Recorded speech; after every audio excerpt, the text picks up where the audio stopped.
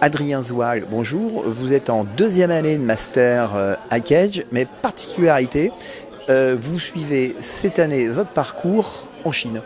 Qu'est-ce qui vous a conduit à choisir justement ce parcours chinois à Cage?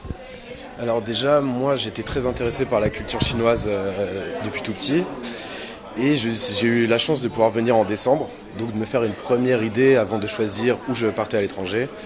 Et donc en décembre j'ai découvert la Chine et ça m'a très intéressé et du coup c'est pour ça que j'ai décidé de passer un semestre en entier en 2014.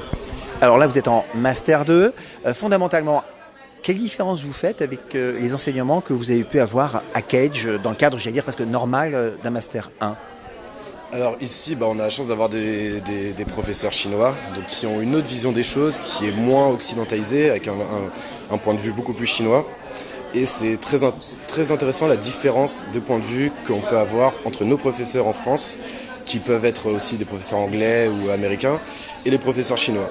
Donc les professeurs chinois sont beaucoup plus au courant du potentiel de la Chine et à quel point elle émerge.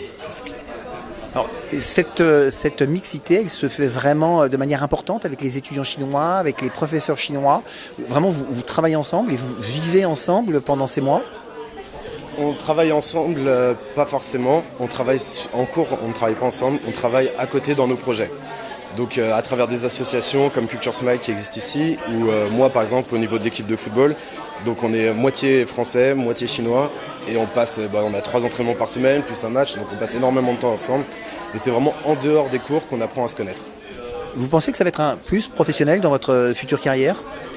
Je pense que la différence qu'il y a entre la culture française et chinoise est une des plus extrêmes au monde. Et donc apprendre à connaître des gens avec qui on a du mal à communiquer, avec qui on ne partage pas forcément les mêmes valeurs, c'est un plus, je pense, énorme pour l'avenir. Et vous pensez aussi que vous avez pu contribuer à faire changer peut-être d'avis les Chinois sur les étudiants européens, voire français? On essaye le plus possible de montrer une bonne image. Et après, leur faire changer d'avis, non, pas spécialement, je ne pense pas. Merci.